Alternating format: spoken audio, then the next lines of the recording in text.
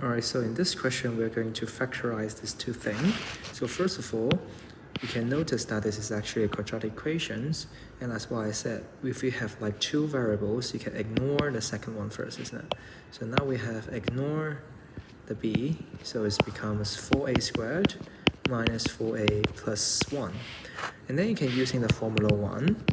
And then what you need to do is just substitute the numbers into the formula 1. We have the a should be the number in front of the a squared. So it's going to be the 4.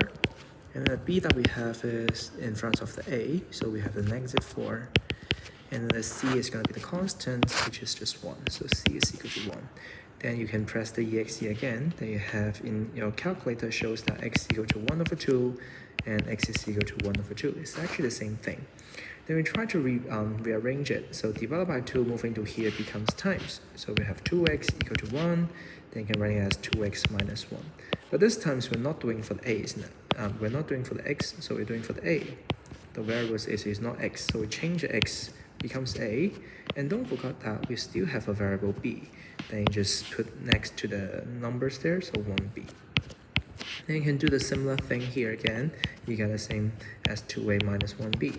So for part A, it's just equal to 2a minus b squared. So some of you may ask, 1b is actually just 1 times b. So it's just equal to b. And for part B, then we can think about where is the part A. So from part B, there are some numbers. It's actually the same, isn't it? It's actually matched. But just the sign is changed from negative to positive, from positive to negative, which means that I can just take out the negative at the front, adding a bracket to all of them. So for part B, we can have 1 minus the bracketed 4a squared minus 4ab plus b squared. So I say again, I'm adding the bracket to all of the three things. So this positive, I need to change to minus, and this negative, I need to change to positive. So now this three terms is actually just the same as the part A. So we can have this is equal to 1 minus the 2a minus b squared. I just replace the answer to replace these three terms from part A, isn't it?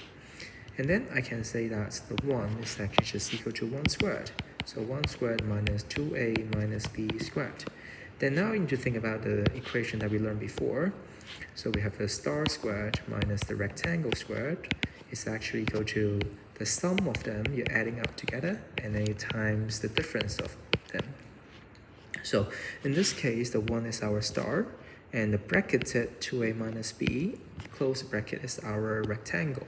Then we can say that is equal to, you plus them together, so 1 plus the bracketed 2a minus b, so 1 plus bracketed 2a minus b, and then close the bracket. So I finish the first part, and then we need to 1 minus the bracketed 2a minus b.